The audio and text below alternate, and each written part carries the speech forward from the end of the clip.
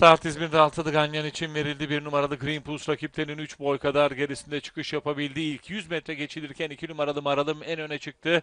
Temposunu rakiplerine kabul ettirdiği gibi farkı da 1 boya kadar çıkardı ama dışarıdan gelen 3 numaralı Moody Girl bu tempoyu kabul etmeyen isim oldu. İlk viraja girildiğinde dışarıdan gelen 3 numaralı Moody Girl 1600 geçilirken en öne çıktı. Bu kez o farkı 1,5 boya kadar taşıdı. 2 numaralı Maralım ikincilikte onların 1 boy kadar gerisinde.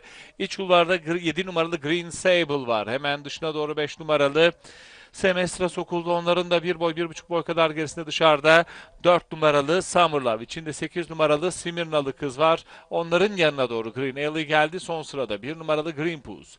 1200 metre start yeri geçilirken 2 numaralı Maralım bir kez daha öne çıkıyor. Yeniden farkı 1 boya kadar çıkarıyor. 3 numaralı Moody Girl bu kez ikincilikte koşuyor. Onların 1,5 boy kadar gerisinde dış kulvarda 5 numaralı Semestra, hemen içinde 7 numaralı Green Sable sırasıyla. Son 800 metreye doğru yaklaşılıyor. 2 numaralı Maralım koşuda son 800 metreye girilirken rakiplerine 2 boy kadar fark yapmış durumda.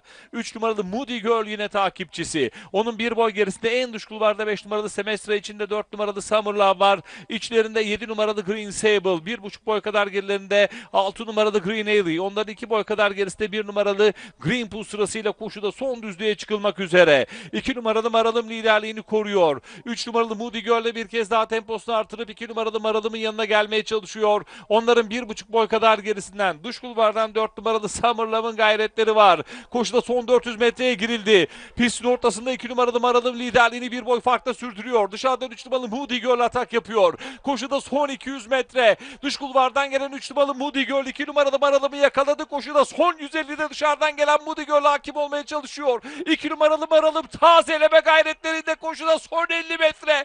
Moody Girl hakim oluyor. Farkı 1 boya kadar çıkarıyor. Koşuyu 3 numaralı Moody Girl kazanıyor.